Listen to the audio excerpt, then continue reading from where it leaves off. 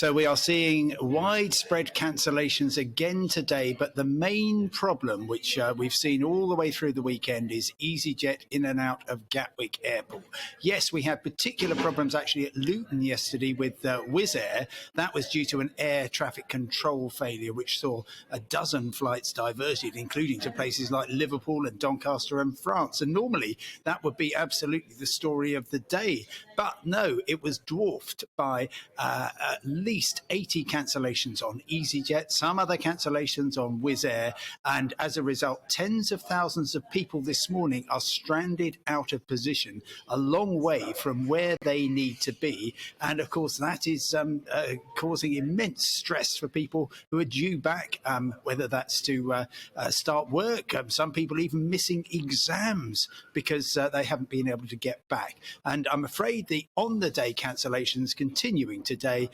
People hoping to fly back from Venice, from Seville, from Malta, told in the last couple of hours, sorry, your flight isn't going. So interesting that Grant Shapps, the Transport Secretary, happened upon the idea of, oh, well, we'll make sure people get automatic refunds. They don't want refunds. They want to be flown home. Getting their money back is the least of their concerns. They just want to be on a plane. And I think what we will see this week is actually a number of airlines, starting with EasyJet, saying, yeah, we can't fly the summer that we promised, therefore we are actually going to be cutting back maybe 10 or 15%, and that will include telling people with holidays booked in July and August, sorry, your flight isn't going to be going, but we can move you 2 or 3 hours either way. That's going to be better than people finding out while they're at the airport at the departure gate, your flight's not going anywhere.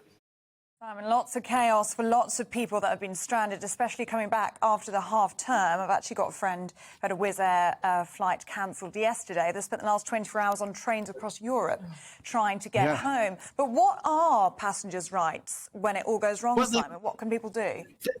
They're very, very clear, and that's the scandalous thing, that they're not really being enforced. So as soon as your flight is cancelled, the airline has to do everything it can to get you to your destination on the same day, if that is at all possible. Now, I've heard multiple stories on many airlines where there's nobody at the airport. They just get a message saying, right, go online, rebook your flight. There's not another one till Wednesday or Thursday. That's because the airline wants to keep your money and it doesn't want to have to buy a ticket on another airline. However, it is your absolute right to have that ticket on another airline, if there is one going, or indeed in the case of your friend, get trains across Europe. The airline is going to be getting the bill for that.